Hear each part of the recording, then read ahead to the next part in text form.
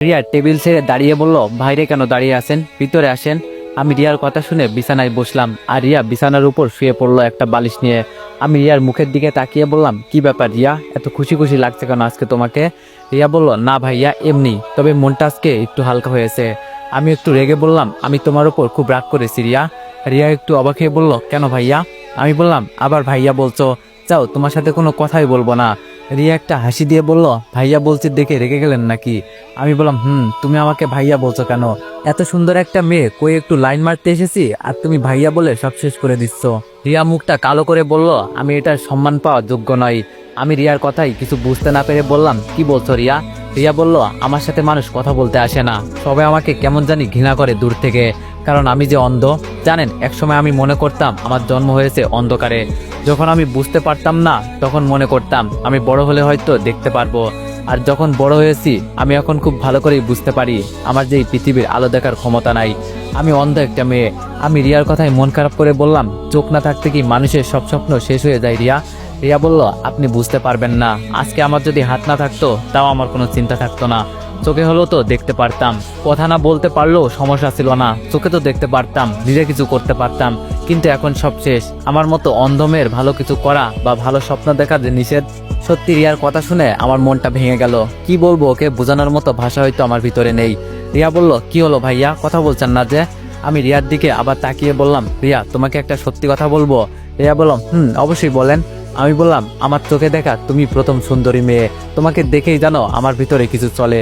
এই পর্যন্ত বলেই থামলাম, ভালোবাসার কথা আস্তে আস্তে বলতে হবে। রিয়া একটা হাসি দিয়ে বলল, জান ভাইয়া, আপনিও না হাসপাতালের মতো মজা শুরু করলেন। এর মাঝে রাসেল এসে বলল, কি কথা হচ্ছে দুজনের? আমি রাসেলের দিকে তাকিয়ে বললাম, এই তো তোমার বোনকে একটু দেখতে এলাম আর ভালো মন্দ জিজ্ঞাসা করছি।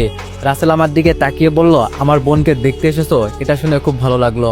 আমি বললাম, ভাবিকেও দেখে আসছি, এত অল্প বয়সে বিয়ে করে নিলেন? রাসেল আমার দিকে তাকিয়ে হতাশে বলল, আর বলিও না, বাবার এই পিচ্চি বোনের জ্বালাই বিয়ে করতে হয়েছে। রিয়া মুখটা লাল করে বলল, ভাইয়া আমাকে নিয়ে কোনো কথা বলবি না কেন? যখন আমার কাছে এসে আমার পা ধরে বলতি, বোন রে এই মেয়েকে ছাড়া আমি বাঁচবো না, তখন আমি যদি বাবাকে না বলতাম তাহলে তোর বিয়ে হতো। রিয়ার কথা শুনে আমি হাসতে হাসতে বললাম, প্রেমের রোগ বড় কঠিন রোগ, যাকে ধরে তাকে একেবারে জেলের ভিতরে ঢুকিয়ে ছাড়ে। রাসেল মুখটা কালো করে বলল, বিয়ে করে ফেসে গেছি জানো তুমি, না পারি কোনো মেয়ের দিকে তাকাতে, না পারি একটু মন মতো ঘুরতে। রিয়া রেগে বলল, দাঁড়া আমি ভাবিকে সব বলছি, তোর 12টা যদি না বাজাই আমি ভাবিকে নিয়ে মজা করিস না। রাসেল ভয় পেয়ে বলল, তোর কাছে মাপ চাই বোন। দীপু, রিয়ার সাথে কথা শেষ করে আমার সাথে দেখা করে যাবা কেমন? আমি রাসেলের দিকে তাকিয়ে বললাম, এই সালে তো আবার কোনো কিছু জেনে গেল না তো, মনে হচ্ছে জানো আমার পিছনই ছাড়বে না। আমি আবার রিয়াকে দেখতে লাগলাম, রাত করলে ওকে বেশ ভালোই লাগে। রিয়া আচমকা বলল, কি ব্যাপার, আমার দিকে এভাবে তাকিয়ে আছেন কেন? আমি চোখ নামিয়ে মনে মনে বললাম, বাবা এই মেয়ে তো দেখি সবকিছু টের পাই, সাংঘাতিক মেয়ে দেখি। রিয়া আবার আমাকে প্রশ্ন করলো, কি হলো, কি চিন্তা করেন ভাইয়া?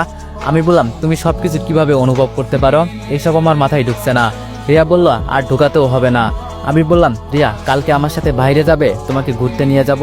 রিয়া হাসি মুখে বলল, না ভাইয়া ধন্যবাদ, বলেছেন এটাই অনেক বেশি। আমি রিয়াকে একটু জোর দিয়েই বললাম, তুমি চিন্তা করিও না, সাথে আমার আপু থাকবে। রিয়া মন খারাপ করে বলল, গেলে এবার কি হবে, আমি তো আর বাইরের আলোকে দেখতে পারি না। আমি বললাম, এখন যেভাবে আমাকে অনুভব করলে না সেভাবে করবে। রিয়া বলল, কিন্তু আমি বললাম, কেউ কিছু বলবে না, আমি আপুকে দিয়ে বলিয়ে নিব। রিয়া বলল, তাহলে আপনার আপুকে আমাদের বাসায় পাঠাবেন। আমি বললাম, ওকে, তাহলে কালকে আমরা ঘুরতে যাব, ডান তো? রিয়া বলল, আপনার কথা তো আর ফেলানো যায় না, আচ্ছা যাবো যান। আমি বললাম, একটা পার্সোনাল কথা বলবো রিয়া। রিয়া বলল, আমার আবার পার্সোনাল কি আছে, বলুন কি জানতে চান? আমি বললাম, তোমার চোখের অপারেশন করলে ঠিক হবে না? রিয়া বলল, হবে হয়তো, তবে ডাক্তার বলেছে আমি বড় হওয়ার আগ পর্যন্ত কিছুই করা যাবে না। আমি রিয়ার কথা শুনে বুঝে গেছি, তাই আর কোনো প্রশ্ন করলাম না। দেখি কালকে ওকে পড়াতে পারি কিনা, তারপর আমার কাজ শুরু হবে। আমি বললাম, রিয়া আমি কি এখন যেতে পারি? রিয়া বলল, ওমা আপনি যাবেন যান, আমার কাছ থেকে অনুমতি নিতে হবে কেন? আমি আপনার কে? মন খারাপ করে বললাম, এটা বলতে পারলে রিয়া তুমি?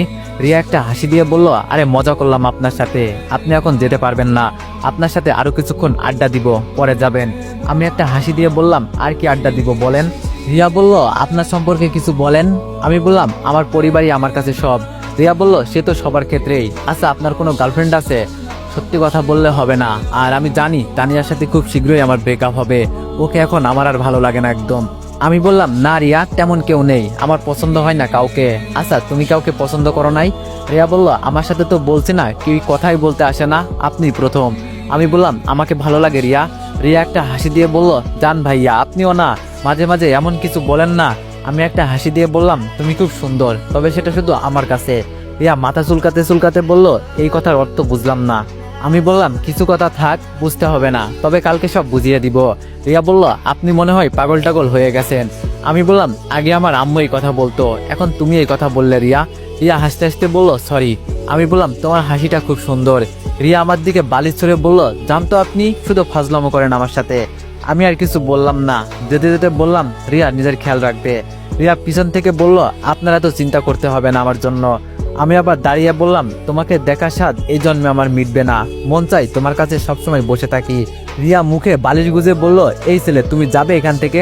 শুধু উল্টো পাল্টা কথা বলো, তোর ভাল লাগে না। আমি রিয়ার কথা শুনে হাসতে লাগলাম। এর মাঝে ভাবি এসে বলল, কি ব্যাপার, দুজনের মাঝে তো দেখি খুব ভাব জমে উঠেছে। আমি একটু লজ্জা পেয়ে বললাম, তোর ভাবি, কি যে বলেন আপনি, ধরা খেয়ে গেছি, কেন যে এইসব বলতে গেলাম। ভাবি আমার দিকে তাকিয়ে হাসতে হাসতে বলল, এখন চলো আমার সাথে। আমি ভাবির দিকে তাকিয়ে বললাম, কোথায় ভাবি? ভাবি বলল, তোমার ভাইয়া তোমাকে ডাকছে। সব খুশি মন থেকে উধাও হয়ে গেল। এই রে, এখন বুঝি গেলাম, ভাবছিলাম রাসেলের সাথে দেখা না করেই চলে যাব।